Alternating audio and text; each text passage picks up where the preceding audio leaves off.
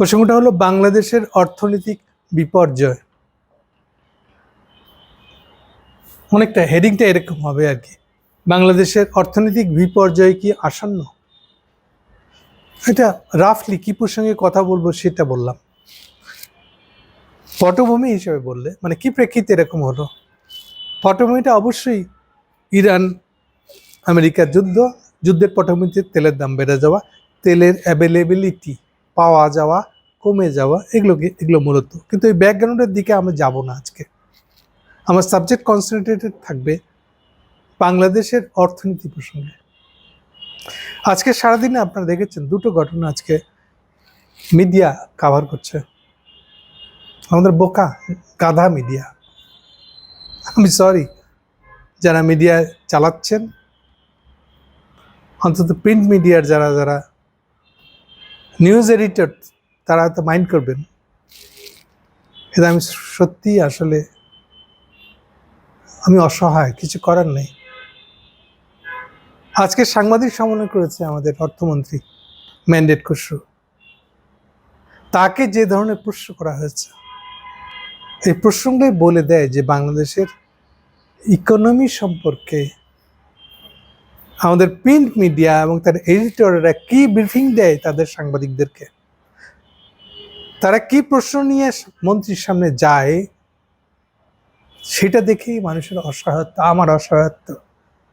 বাংলায় বললে গাধামি, এই শব্দটা আপনাদের খারাপ লাগবে, কিন্তু আসলে আপনারা গাধামি করেছেন এবং পুরো বাংলাদেশটা কি ধরনের গাধামিতে লটকায় আছে দেখেন। এত কথা বললাম আমি এই জন্য, এই প্রসঙ্গটা আবার আমি আনবো। কেন বলতেছি ওটা একটু বলে নিই। গত রাত্রে বাংলাদেশ তারেক সরকার এই প্রথম তেলের দাম বাড়িয়েছে। এই প্রথম বললাম এই জন্য যে 28শে ফেব্রুয়ারি থেকে ধরা হয় যে ইরান আমেরিকার যুদ্ধটা শুরু হয়েছে। সেই থেকে বললে এই যুদ্ধের পরে শুরু হওয়ার পর থেকে তেলের সংকটটা শুরু হচ্ছে। আমরা টের পাচ্ছি আস্তে আস্তে যে তেলের সংকট আসছে। তারেক সরকার চেষ্টা করছে তেলের দামটা না বাড়িয়ে রাখতে এবং আমি এটা প্রশংসা করেছি, কিন্তু একটাই খালি সাবধানতা দিয়েছিলাম তাদেরকে যে তেলের দাম বাড়িয়ে হাসিনার মতন বোকামি বেকুবি কাজ করে না। এই জন্য কেন বলছি, এই জন্য কারণ হাসিনা ডুবছিল কিন্তু তেলের দাম বাড়ানো থেকে। যখন তেল তারও আমলে 23 সালে শেষে, 23 সালে মিড বলতে পারেন কিংবা শুরুতে বলতে শুরুই সম্ভবত তেলের দাম বাড়িয়েছিল। ওনাকে বুদ্ধি দিয়েছিল যে কাউস তখনকার দিনে তার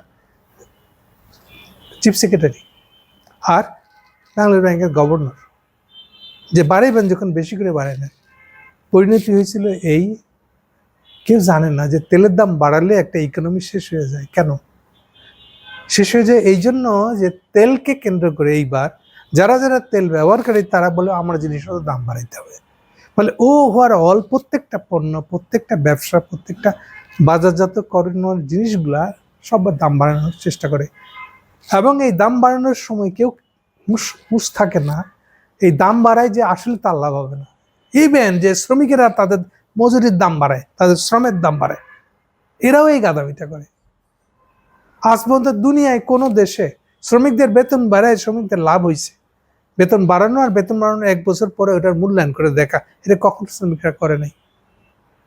মূল জিনিসটা হচ্ছে যে আপনি শ্রমিকের বেতন বাড়িয়ে দিলেন, কিন্তু একই সঙ্গে মুদ্রাস্ফীতি হয়ে গেল 13%। এর মানটা কি?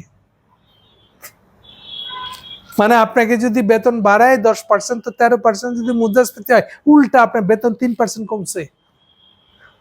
আগে বেগুন কিনতেন যে 10 টাকায়, এখন ওটা কিনবেন 23 টাকায়। এই যে 13 টাকা আপনার কাছে নিয়ে গেছে, আপনার বেতন বাড়ছে 10 টাকা। তার কি হলো? আপনার তো আগের থেকে বেতন উল্টা কমে গেছে। এই হুঁশটা কেউ করে না। সবাই টাকাই গুনতে চায় যে তার বেতনটা বাড়ছে কিনা। হ্যাঁ, বেতন বাড়ানোর জন্য আন্দোলন করছে। হ্যাঁ, আপনাদের মিনিমাম ওয়েজ বাড়ানোর আন্দোলন করতেছে। একটা সুনির্দিষ্ট উদাহরণ দিয়ে বলেছিলাম, সাভার থেকে ঢাকায় আসতে। সাভার কেন? সাভার আরেকটা কিন্তু উপশহর, বহু লোক, লো ইনকামের লোক সাভারে থাকে। ঢাকায় থাকার খরচ বেশি, চাকরি করে না, এখন খুঁজতেছে। সপ্তাহে সে 4 দিন, পারলে 5 দিনই ঢাকা শহরে আসে চাকরি খুঁজে। কিন্তু যখন তেলের দামটা বেড়ে গেল তখন সে সপ্তাহে 2 দিন করে দিল, পারলে 1 দিন। কেন? আগে ছিল 30 টাকা ভাড়া, এখন করে দিচ্ছে 60 টাকা। 60 টাকা করার পরে কি হয়েছে? বাসগুলো খালি আসতেছে। যেই বাসটা ডাইরেক্ট আসার কথা সে এবার সব স্টপেজে থামতেছে, কারণ তার গাড়ি খালি। ওই যে আপনি ভাড়া বাড়াই দিচ্ছেন, তো লোকেও কমাই দিচ্ছে ব্যবহার। তাহলে আলটিমেটলি কি হলো আপনার? ভাবছিলেন যে ভাড়া ডাবল করে দিলে 30 টাকার ভাড়া 60 টাকা করে দিলে আপনার হেভি লাভ হইতেছে, কিন্তু আপনি যখন কাস্টমার কমে গেছে তখন কি হচ্ছে? আসলে আলটিমেটলি আপনি দেখছেন আমরা উল্টা, যে টোটাল রেভিনিউ, এই ডেলি রেভিনিউ আয় কমে গেছে। তেল দাম বাড়িয়েছিলেন কেন? কিন্তু ওই তেলের দাম বাড়ানোকে কেন্দ্র করে এটা রাইজ করছিল। হাসিনার এটা ফেল করার সবচেয়ে বড় কারণ হচ্ছে, মানে ওয়ান অফ দ্য ইকোনমিক যদি কারণ থাকে তার সবচেয়ে বড় কারণ ছিল এটা। এবং এইটাকে কেন্দ্র করে দেখেন মেসেজ দিচ্ছে চোরগুলার কাছে, সবাই যার যত টাকা মারা ছিল বাংলাদেশি টাকা সেটাকে কনভার্ট করছে ডলারে জোর করে। এই চাহিদাটা, যে ডলারের চাহিদা যে বাড়াইলেন আপনি, এই চাহিদাটা তো কোনো ভিত্তি নাই, এটা তো অর্থনীতির কারণে হয় নাই। আমাদের মেলা আমদানি করতে হচ্ছে, সেই জন্য ডলার টাটতো। আপনি সম্পদটা লুট করে বিদেশি নিতেছেন, ওই জন্য চাহিদা তৈরি করছেন আপনি একটা। ফলে কি হয়েছে? 85 টাকা ডলার চলে গেছে 129 টাকা। তাহলে আপনি করলেন ঠিকই। এই মেসেজটা যখন হাসিনা বাজারে পাঠাই দিচ্ছে, তখন তার দলের লোকেরাই তো সবচেয়ে বড় চুরিটা করছে। আসলে এইবার একটার পরে ইট খসে পড়তেছে, ইকোনমি কিভাবে ধসে যায় দেখেন ভালো করে। এই জায়গা থেকে তাকালে আমি তারেকের এই তেল দাম বা না বাড়ানোটা প্রশংসা করেছিলাম, একই সঙ্গে সাবধান করেছিলাম। এই যে তেলের দাম না বাড়ি যে সহ্য করতেছেন, তার জন্য একটা ভর্তুকি আসবে। এই ভর্তুকির টাকাটা যদি জোগাড় করতে না পারেন, তাহলে কিন্তু এবার টোটাল ইকোনমিক ধস করে ভেঙে পড়ে যাবে। এটা আরেকটা প্রবলেম। এটা ভাবেন না যে আমি তেলের দাম বাড়াই নাই, সহ্য করছি, আমি খুব ভালো, ইকোনমি ভালো হয়ে যাবে। না, ভালো হবে না, কারণ ওই ভর্তুকির টাকাটা জোগাড় করতে পারে নাই। এই ভর্তুকির টাকাটা সরকারের রাজস্ব থেকে সুদ দিয়ে আপনি ইকোনমিতে এটা সহ্য করায় নেবেন, এই ছিল পলিসিটা। আপনি সেটা করার বেলায় করলেনটা কি? বিদেশ থেকে লোন আনতে পারেন নাই, এখন স্ট্রেট চলে যায় লোনের আলাপে। অলরেডি এই যে ম্যান্ডেট খসরু এখন কিসের আগেকার কত তত্ত্ব দিচ্ছে, কোনো তত্ত্ব কাজ করতেছে না। সে IMF এর হেডকোয়ার্টারে গেছে ওয়াশিংটনে দেন দেওয়া করতে। এখানে আসতেছে কমিউনিস্টদের আচরণটা। আজকে সমস্ত প্রশ্ন করা হয়েছে অর্থমন্ত্রীকে, IMF এর কথাতেই আপনি তেলের দাম বাড়াইছেন, এটা গাধা গাধা গাধা। IMF বলুক বা না বলুক, IMF বলেও না অ্যাকচুয়ালি। এই যে ব্যাখ্যাটা দিলাম আপনাকে আমি, যে আপনাকে এই ভর্তুকির টাকাটা হাওলাত নিতে হতো। এই পর্যন্ত টোটাল ভর্তি কে বলছে 3, কে বলছে 6 বিলিয়ন। আমার এত মনে হয় না, কম বেশি 3 বিলিয়ন হলেই কাভার দেওয়া যায়। যতটুকু এই অর্থমন্ত্রী টাকা জোগাড়ের চেষ্টা করছে, অর্থ জোগাড়ের চেষ্টা করছে, সেটাও কিন্তু 3 বিলিয়ন। ওরা হন্য হয়ে খুঁজতেছে 3 বিলিয়ন ডলার আলাদা করে এই তেলের জন্য। তার থেকে আমার অনুমান ওদের এস্টিমেশনও তাই। 3 বিলিয়ন ডলার এক্সট্রা ধার করে নিয়ে আসা এটা খুব কঠিন কিছু না, কিন্তু আপনার ইকোনমি বিশ্বাসযোগ্যতা থাকতে হবে। এই যে ইকোনমির বিশ্বাসযোগ্যতা, এই জিনিসটাই দেখাশোনা করে গ্লোবালি তার ইনস্টিটিউশন বানায় দিচ্ছে আমরা সবাই। ওইটার নামই হলো IMF। কমিউনিস্টদের কথা শুনেন না, পারলে 2 গালে 4টা চট দিয়েন, যে আগে বল IMF কি, যদি বলতে পারিস তোর কথা শুনবো। তুই তো জানিসই না IMF কি কাজ করে, জানিস তুই? ফাইজলামো করিস। পুরো দেশের মানুষের জীবন মৃত্যুর একটা বিষয় অর্থনীতি, তো IMF সম্পর্কে কিছু না জেনে বাজে কথা বলে বেড়াস, নিপাত যাক বলে বেড়াস কেন? তুই জানাস নিপাত যাক বলে গেলে তুই বাসায় যে ভাত খাস, এই ভাতের গাছ উঠবে না তোর মুখের গলায়। IMF নিপাত গেলে বাংলাদেশের অর্থনীতি বলে কিছু থাকবে না, কোনো এক্সপোর্ট কোনো ইম্পোর্ট কিছুই হবে না। এটা জানিস তুই কাদা? নিপাত যাক করিস, কিছু হলেই IMF এর শর্ত। তুই কারো কাছে টাকা ধার করলে সে তোকে শর্ত দেয় না, কবে ফেরত দিবেন বলে না। ইভেন তোর আপন ভাই হলেও তো বলবে, আচ্ছা ভাই কবে টাকাটা দিতে পারবি, অর্ধ করে জিজ্ঞেস করে কবে দিতে পারবি। প্রত্যেকের প্ল্যান আছে তো, এই টাকাটা সে ফেরত পেলে কি করবে, পরে সে তো জিজ্ঞেস করবেই। তো এটা কি শর্ত না? না এটা কিন্তু আমি এখন দিতে পারবো না, 15 দিন পরে হলে পারবো, তো এটা শর্ত না? না আগের বারের কিন্তু টাকা দিতে অনেক দেরি করছিল, অনেক কয়েক কিস্তিতে দিয়েছিল, এটা হবে না কিন্তু আমাকে এটা একবারে দিতে হবে, এগুলো শর্ত না? আচ্ছা এটা করতে গেলে তুমি যে ওই কাজে খরচ করো এটা কিন্তু বন্ধ করতে হবে এবার, এগুলো শর্ত না? গাধার মতন এটি কথা বলে শর্ত দিচ্ছে আইএমএফ, ও তো আইএমএফই বুঝে না। আইএমএফ কেন জন্ম হয়েছে জানে না। আইএমএফ ছাড়া যে এক্সপোর্ট ইম্পোর্ট কোনোটাই সম্ভব না কোনো দেশের পক্ষে, জানে না। এই গাধাদের নিয়ে পত্রিকা চলতেছে, এই গাধাদের নিয়ে আপনারা পত্রিকার এডিটর হয়ে বসে আছেন, নিউজ এডিটর। আর আপনারা আপনাদের লোক পাঠাইছেন ম্যান্ডেট খসরুর কাছে জিজ্ঞেস করতে আপনারা কি আইএমএফ কথা শুনে তেলের দাম বাড়াইছে? দেখেন এগুলো গাধা যারা কি বলবো, আমি তো কম করে বলতেছি, এটা গাধা। আমি তো ওপেনলি বলতেছি কেন তেলের দাম বাড়াতে গেলে আপনাকে টাকা দেওয়ার লাগবে, আর এইটা তো আপনারা বুঝেনি না এখন পর্যন্ত। ওয়াই আইএমএফ এবং বাংলাদেশ গভর্নমেন্ট এই খসরুরা শুধু আইএমএফ এর কাছে যায় নাই, আপনি তো ফ্যাক্টসও জানেন না। সে একই সাথে গেছে ওয়ার্ল্ড ব্যাংকের কাছে, এডিবির কাছে, চাইনিজদের যে এডিবি টাইপের ব্যাংক, ওয়ার্ল্ড ব্যাংক টাইপের ব্যাংক AIIB, তার কাছে গেছে। এমনকি এটাও জানেন না যে ইসলামিস্টদেরও একটা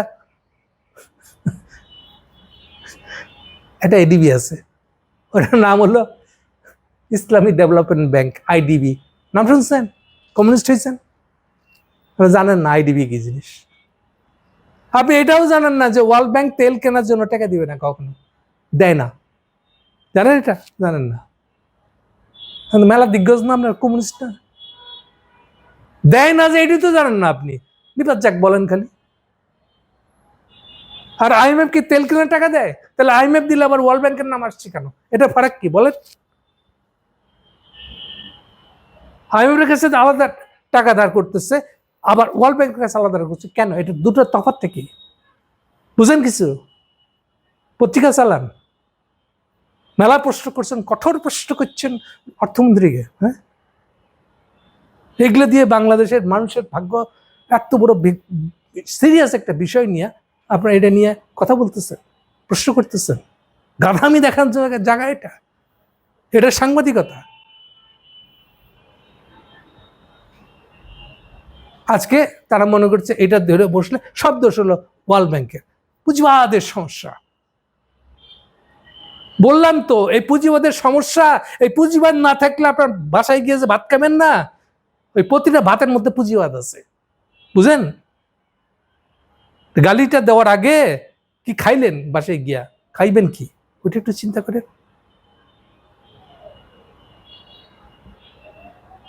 মূল কথাটা হলো, এই জন্য বলতেছি যে বাংলাদেশকে কি বানায় রাখছেন আপনারা, দেখেন একটা প্রবলেমটা কি ধরনের প্রবলেম এটা বলতে পারছেন না আপনি।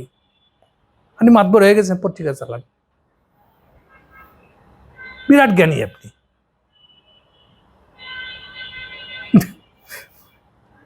এই পুরো বিষয়টা সম্পর্কে একমাত্র যে পত্রিকা কিছুটা অন্তত পজিটিভলি যা ঘটছে এক্স্যাক্টলি সেই নিউজটা দিতে পারছে সেটা হচ্ছে TBS, দ্য বিজনেস স্ট্যান্ডার্ড। তাদের খবর সোর্সটা হলো যে টিমটা গেছে খসরুর সাথে ওয়াশিংটনে IMF এর অফিসে, সেই টিমের একজন সদস্যের কাছে সে খবরটা বাইর করছে, সেও বেনামে খবরটা দিয়ে দিচ্ছে। খবরটা হলো এই যে IMF টাকা দিতে চায় নাই। এখন আসেন IMF টাকা দিতে চাইলো না কেন, আর IMF টাকা আর ওয়ার্ল্ড ব্যাংকের টাকার মধ্যে ফারাকটা কি, কেন দুটা জায়গা, এগুলো বুঝেন কিছু? শেষে কথাটা আগে বলে দিই, খুব সম্ভবত তারেক কোথাও থেকে টাকা জোগাড় করতে পারবে না, ঠিক যেমন হাসিনা পড়ছিল একই বিপদ। এই জায়গা থেকে হাসিনার 24 সালের কাহিনী আর তারেকের এই, এটা হলো এপ্রিলের কাহিনী এই জায়গায় মিলে যাচ্ছে। এটাই শেষ পর্যন্ত আগস্টে গিয়ে, জুলাই আগস্টে গিয়ে আগস্ট বিপ্লব ঘটছিল হাসিনা। তারেকের বেলায় কি ঘটবে আমরা জানি না, এটা ইম্পর্টেন্ট না। ওর থেকে বেশি ইম্পর্টেন্ট হচ্ছে বাংলাদেশের মানুষ একটা দুর্ভিক্ষের সম্মুখীন হয়ে যাবে কিনা, ওইটা আমাদের জন্য বেশি চিন্তার বিষয়। তেলের দাম বাড়িয়েছে মাত্র 15%। রাফলি বললে, গড় করে বললে, আগে যদি 100 টাকা তেলটা থাকে তাহলে এখন 115 আশেপাশে। এই জন্য আমি গড়ে বলতেছি, এটা গড় ধারণা। আমাকে আবার ধরে বসেন না, আরেক জায়গায় তো 16% বাড়ছে, আপনি 15% কেন বললেন?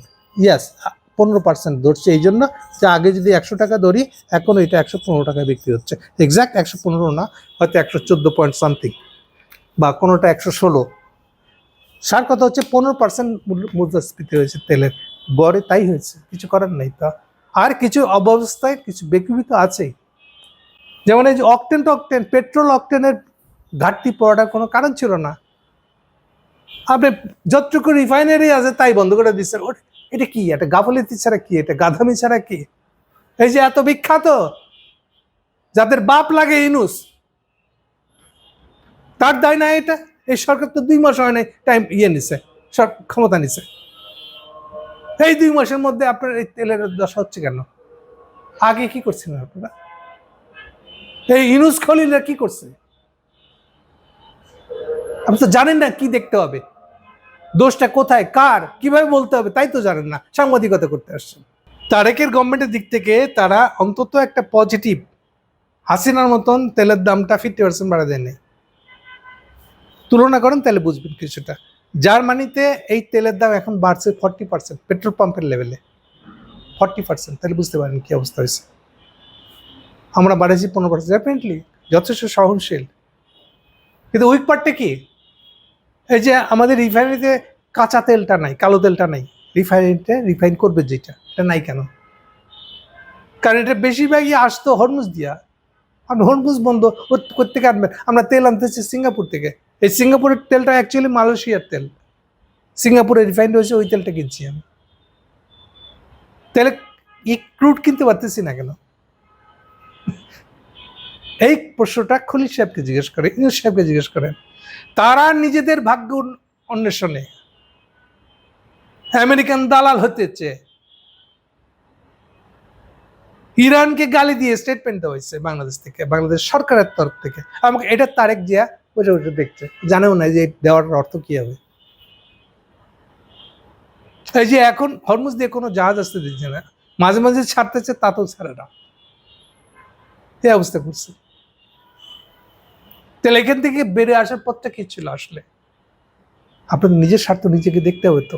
আর এই যে বললাম যে আপনার প্রায় $3 বিলিয়ন লাগবে এখানে, এটা লোন করতে হবে তো। এইখানে আসে লোনের ব্যাপারে কি হয়েছে, কিছু ফ্যাক্টর দেখলে কি দেখে বুঝবেন যে আমাদের প্রবলেমটা অ্যাকচুয়ালি কোথায়। প্রবলেমটা হলো যে আপনি যখন জিডিপি দেখেন, একদিকে তো আমরা বিপ্লব করেছি 24 সালে, 2024 জুলাই আগস্ট, খুব বিপ্লবী কথা বলি, এটা তো ভালো ডেফিনেটলি। কিন্তু খারাপ দিকটা হলো, সবচেয়ে খারাপ দিকটা হলো ইকোনমি ডুবে গেছে। কি করে বুঝলাম?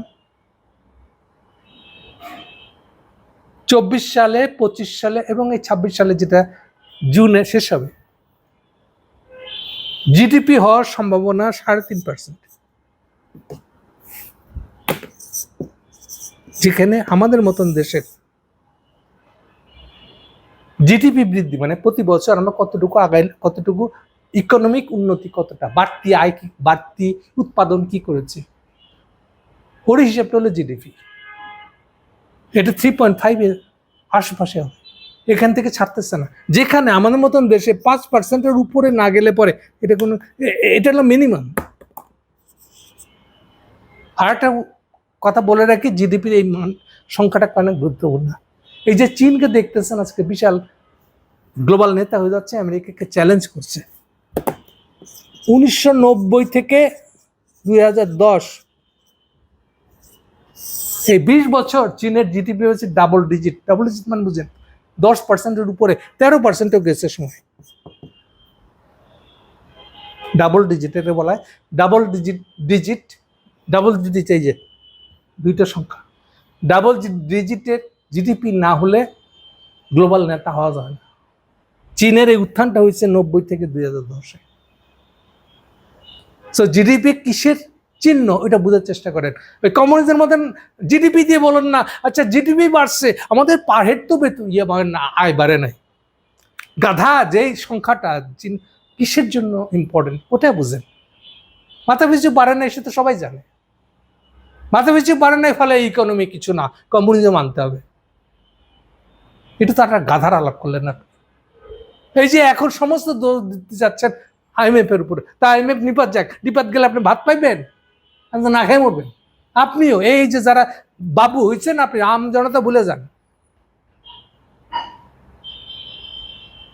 যারা ইউনিভার্সিটির মাস্টার সোল্ডার টাইপের কালচারাল লোক আর কি, এরাও না খেয়ে মরবে। এই লেভেল পর্যন্ত চলে যাবে, এটা মধ্যবিত্ত পর্যন্ত ডুবে যাবে IMFটা যদি না বন্ধ, IMF যদি বন্ধ হয়ে যায়। এগুলো জানেন, কখনো খবর নিচ্ছেন? সার কথা যেটা, তার মানে এইটা হচ্ছে চিহ্ন 3.5%, এবারও 3.5% প্রেডিকশন দিচ্ছে ওয়ার্ল্ড ব্যাংক। এগুলো হচ্ছে চিহ্ন আমাদের অর্থনীতি ডুবতেছে। বিপ্লব করে ভালো লাগছে 24 সালে, তাহলে 24, 25, এই 26-এ আসতেছে দেখেন। তার মানে জিডিপিটা 5-এ পৌঁছানোটা খুবই জরুরি আমাদের ছিল, কিন্তু আমরা পারিনি কেন? এই যে এর একটা বড় কাজ হচ্ছে, এরা 18 মাস গেছে। এই যে আপনাদের বিখ্যাত যারা ইউনুসকে বাপ মানেন তাদের মনে করাই দিই, এটা আপনাদের কাজ, এটা ঠিক করতেন না, এটা করেন নাই, পারেন নাই কেন? প্রধান কারণ খেলাপি ঋণ তোলেন নাই। সব দোষ তারেকের, সব দোষ ইয়ের এস আলমের ভাইরা ভাইদের গুলার, অবশ্যই তারেক আর এই যতগুলা বিএনপির এখন টপ নেতা মন্ত্রী আছে সবগুলো এস আলমের সাথে জড়িত, আপ টু গভর্নর। অবশ্যই তারা দোষী, কিন্তু আপনি ইউনুস সাহেব তুললেন না কেন খেলাপিরে? আপনার সমস্যা কি? আপনিও এস আলমের টাকা ভাগ নিচ্ছেন, নিচ্ছেন তো ওটাই, নাহলেও আদানির টাকার ভাগ নিচ্ছেন। আদানি যেই টাকাটা বাড়তি নিয়েছে আমাদের কাছ থেকে বিদ্যুৎ বেচা, ওই বাড়তি টাকার ভাগ নিত হাসিনা, ওই টাকার ভাগ কে নিছে? আপনি ইউনুস সাহেব বলেন, আপনার নাম বলে কে নিছে এই ভাগটা? আপনার ওই বিদ্যুৎ মন্ত্রী ফয়জুর, তার মাধ্যমে নিছেন, আন্ডারস্ট্যান্ডিং করে নিছেন যে আপনার ক্লিন্টন ফান্ডে গিয়ে জমা হবে ওইটা বিদেশে ডাইরেক্ট। হ্যাঁ, এগুলো দেশে প্রেম আপনাদের।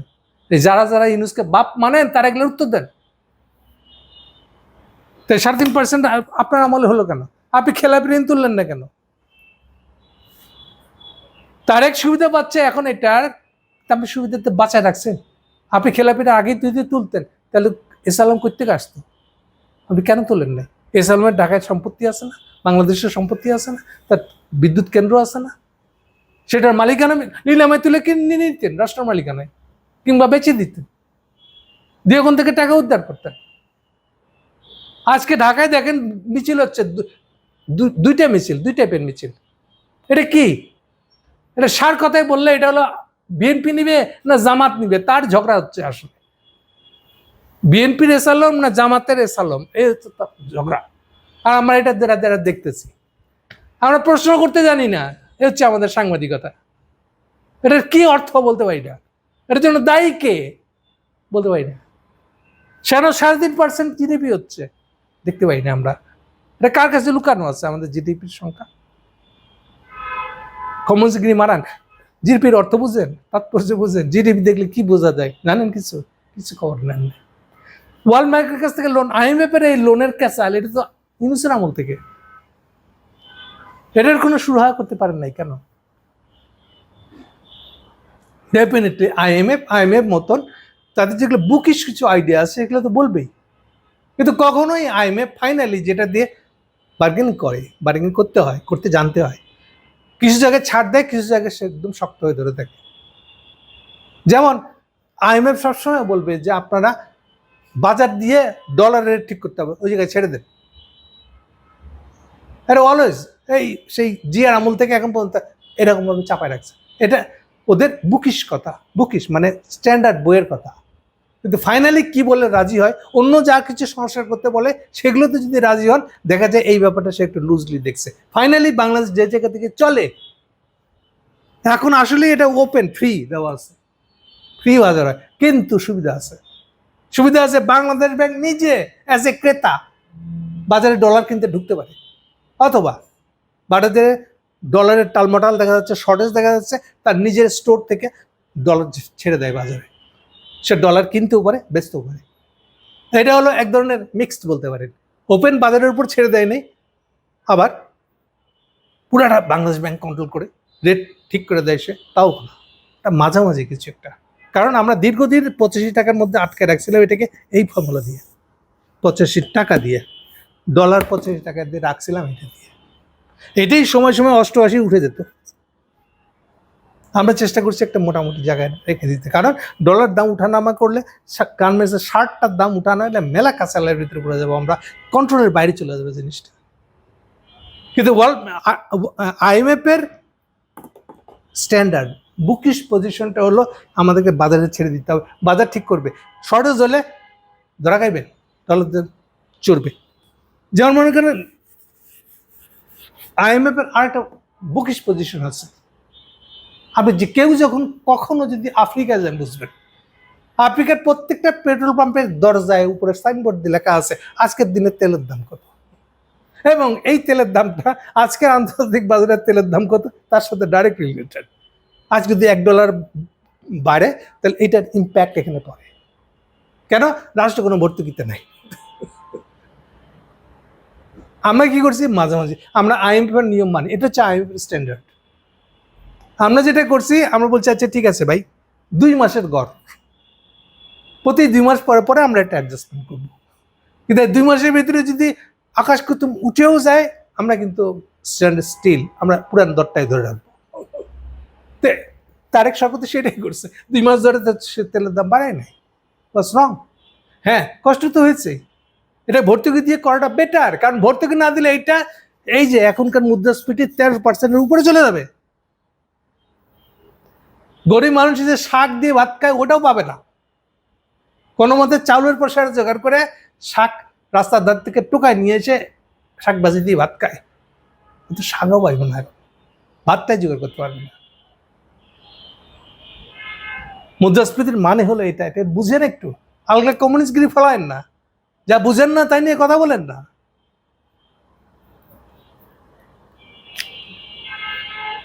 তাহলে মূল সমস্যাটা কোথায়? এই যে ইউনূস সাহেব যে খেলাপিটা তুলতেছে না, এই মুদ্রাস্ফীতি কত কমাইছে সে?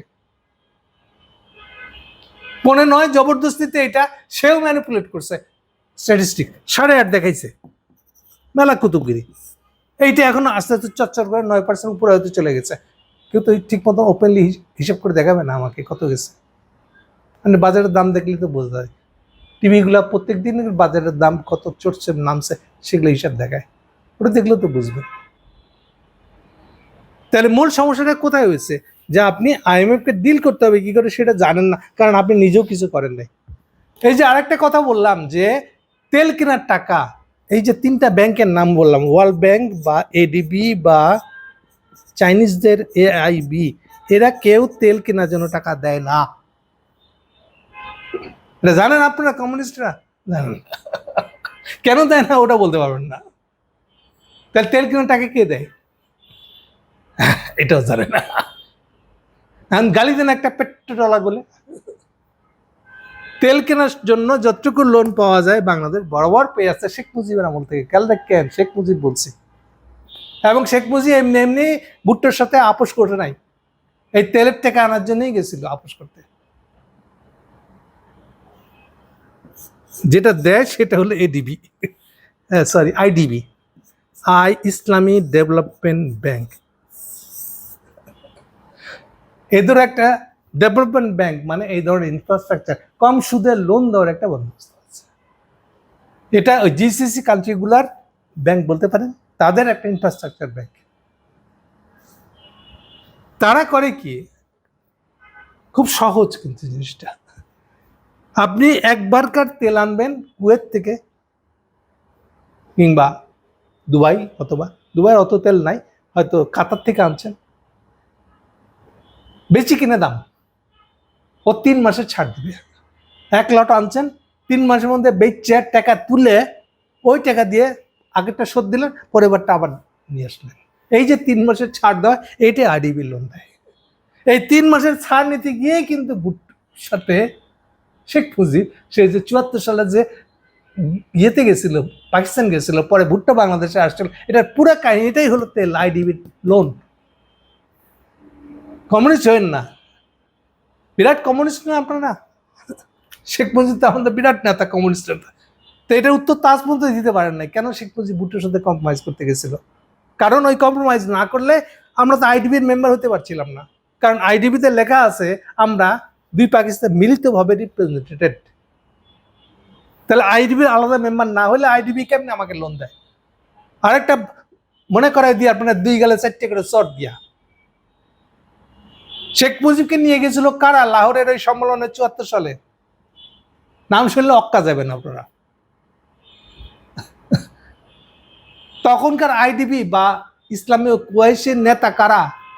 সৌদি আরব না, নেতা সব বামপন্থী। নাম শুনবেন, গাদ্দাফি, ওয়ারে বুমেদিন, আলজেরিয়া। বুমেদিনে আসছিল, তার ফ্লাইট নিয়ে ঢাকায় নেমে ওই ফ্লাইটে শেখ মুজিবকে নিয়ে সে লাহোরে গেছিল। বুঝেন এগুলা?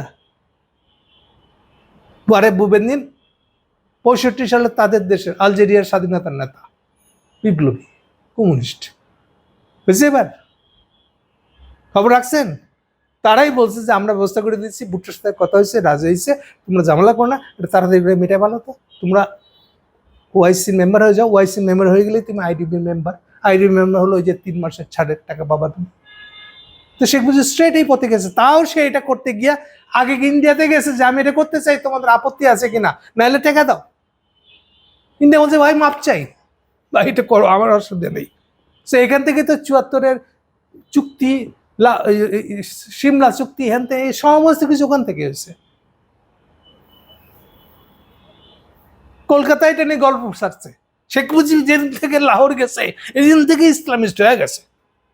এটা হচ্ছে কলকাতার ব্যাখ্যা। সবাই জানে কিন্তু আসল ঘটনাটা কি। কিন্তু না কংগ্রেস পার্টি না কংগ্রেস পার্টিগুলা বাজারে এই মিথ্যা কথাটাকে ভেঙে সত্যি কথাটা বলতে দেয়নি।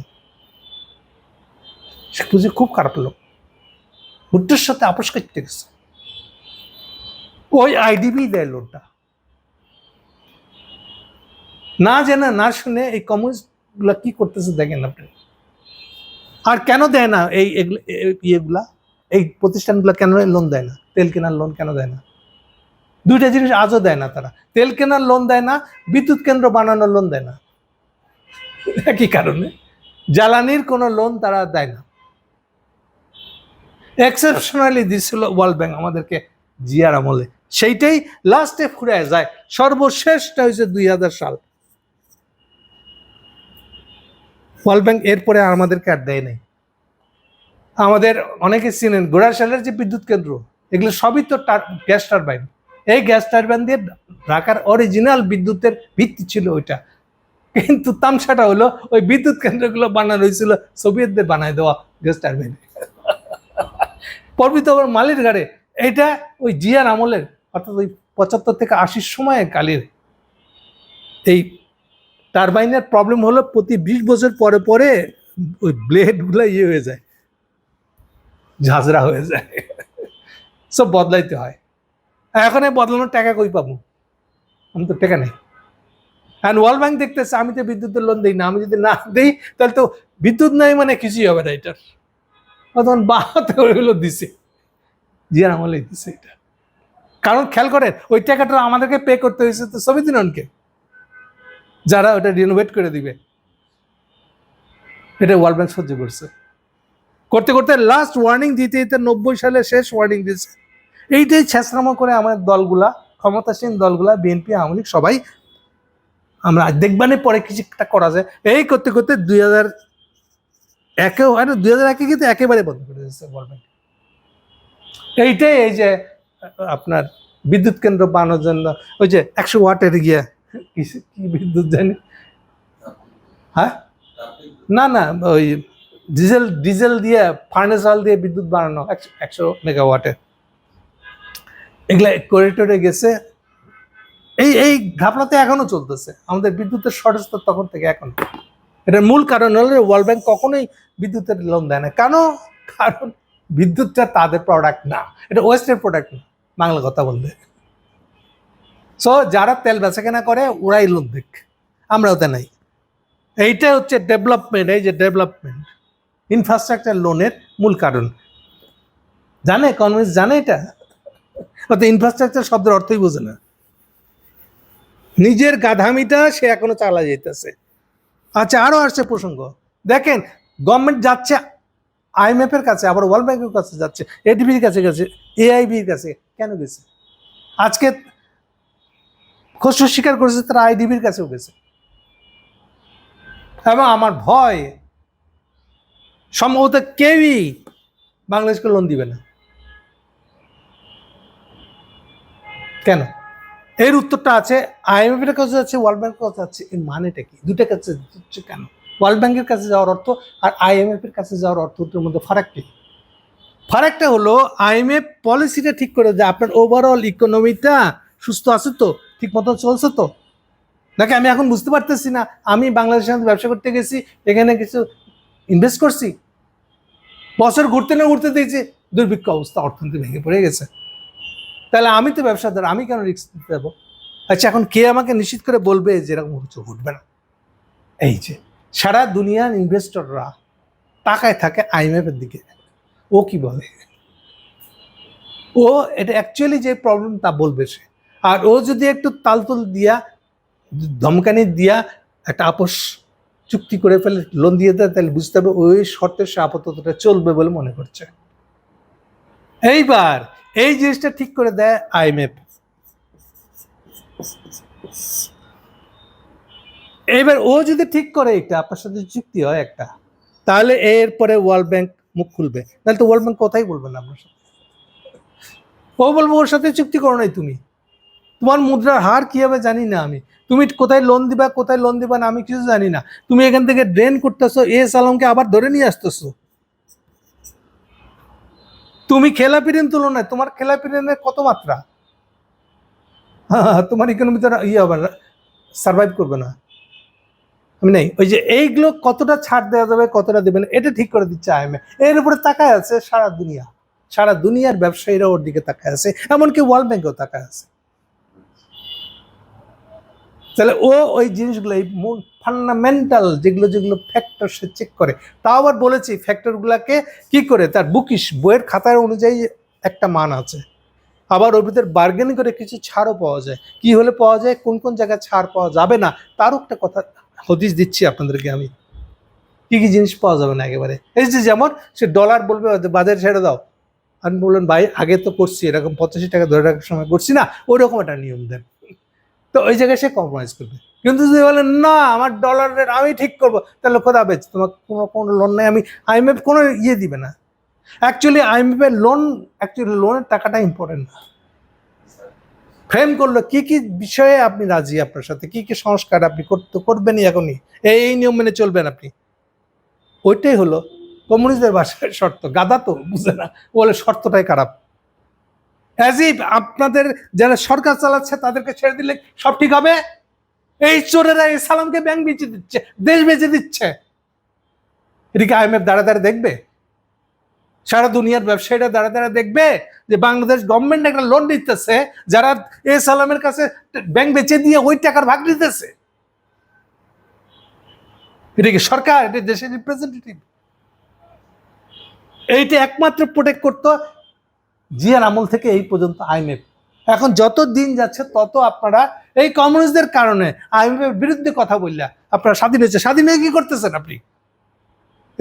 ব্যাংক বেচে কিনে খাইতেছেন। 2 লাখ কোটি টাকা সে বাংলাদেশ থেকে সরাইছে, আপনি তার ভাগ নিচ্ছেন, ইলেকশন করতেছেন, গভর্নর বসাই দিচ্ছেন তার লোক। আর এগুলা সারা দুনিয়ার যারা বিনিয়োগ করতে চায় বাংলাদেশে তারাই খবর নেবে না? তাদের খবর নেই, একমাত্র সেন্টার হচ্ছে IMF। IMF কি বলে এটা সম্পর্কে?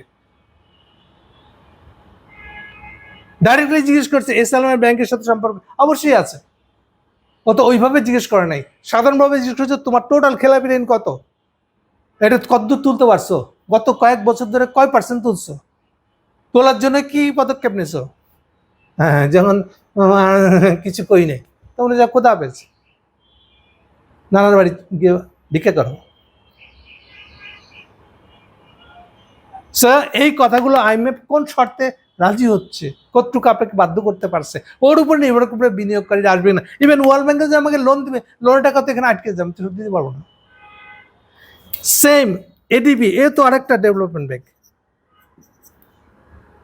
একমাত্র AIB এটা। এবার আসেন, এত কিছু সত্ত্বেও ধরেন কেউ কিছু দেয় নাই আপনাকে, এর বাইরেও এইবার এটা পলিটিক্যাল কারণে, এই চাইনিজরা যদি আপনাকে পলিটিক্যাল কারণে দেয় তাহলে AIB দিবে।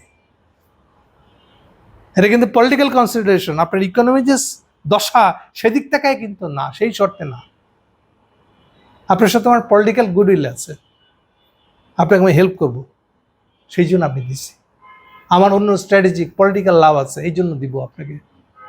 এইটা বন্ধ, কারণ আপনি তারেক মিয়া ওই ইউনূস আর খলিলকে এটা বন্ধক দিয়েছেন।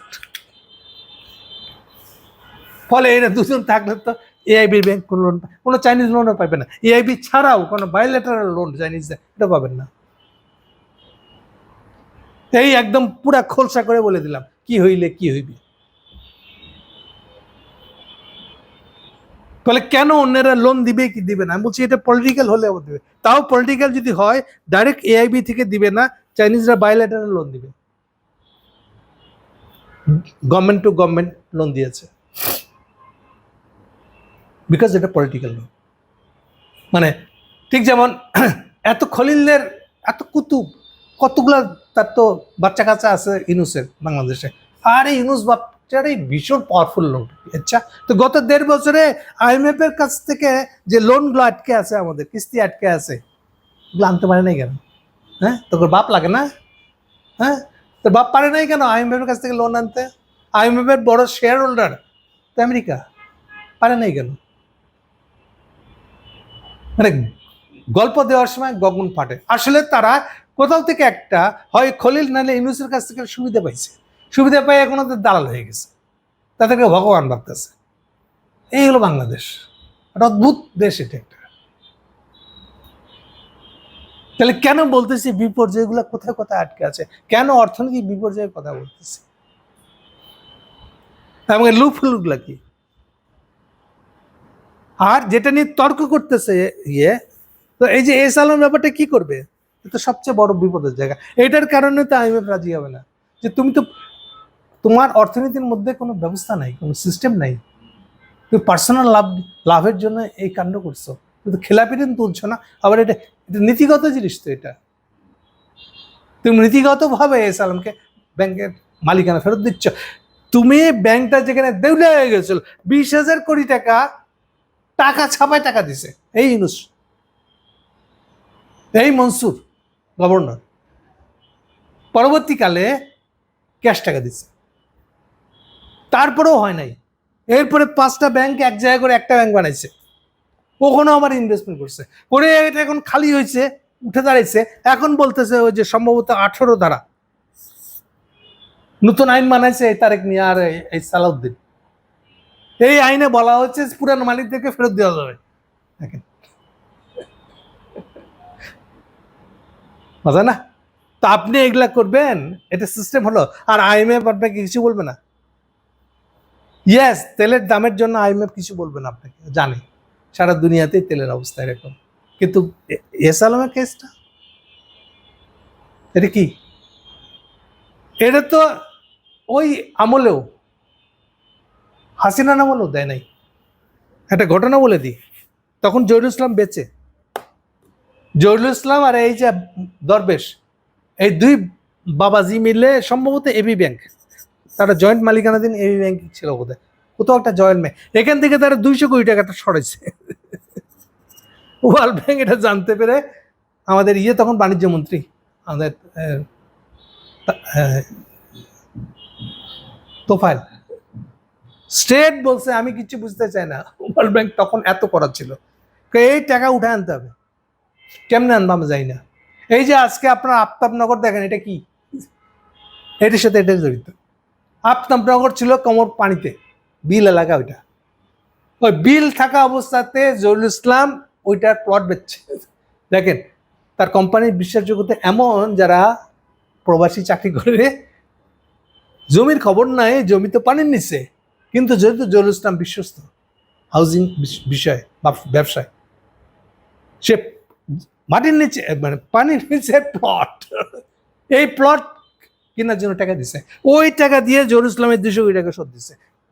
দিয়ে কি করছে, কোন দান্দাজি করছে আমি এটা ফলো করতে পারি নাই, কিন্তু জহুরুল ইসলাম এটা জানি। এটা দিয়ে আফতারনগর তৈরি হয়েছে।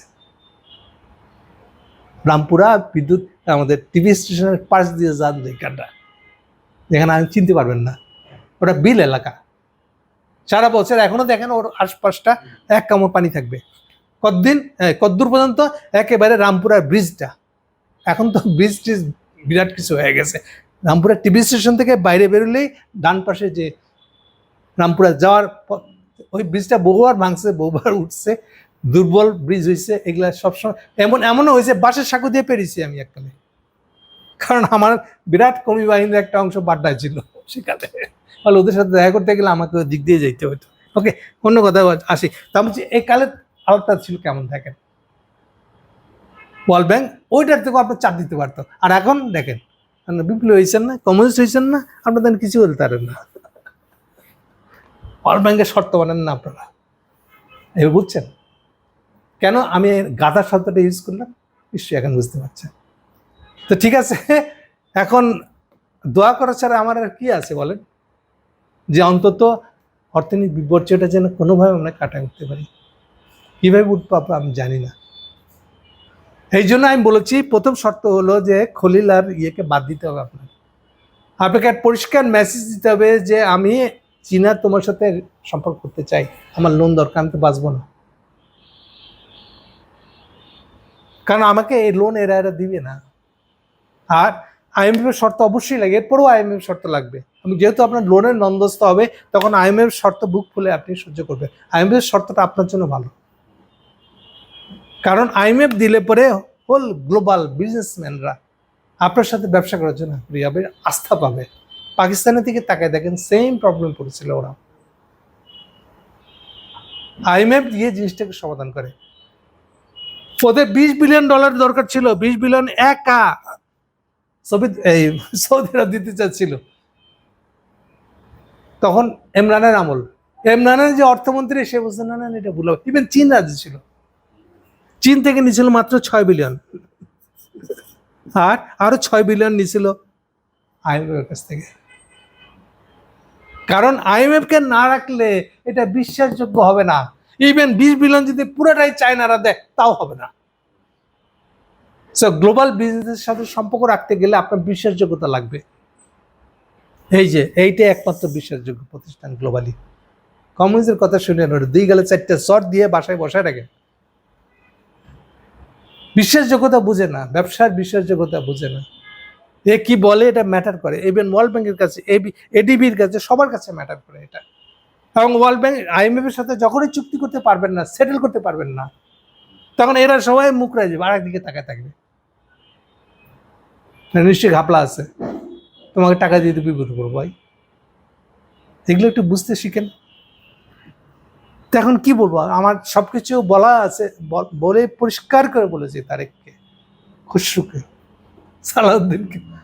এখন বাকিটা আপনাদের, আপনারা কি করবেন? ডুবাই দিবেন বাংলাদেশকে, দুর্ভিক্ষ করে দিবেন, না কি করবেন? সবই আপনাদের উপর নির্ভর করছে। Thank you.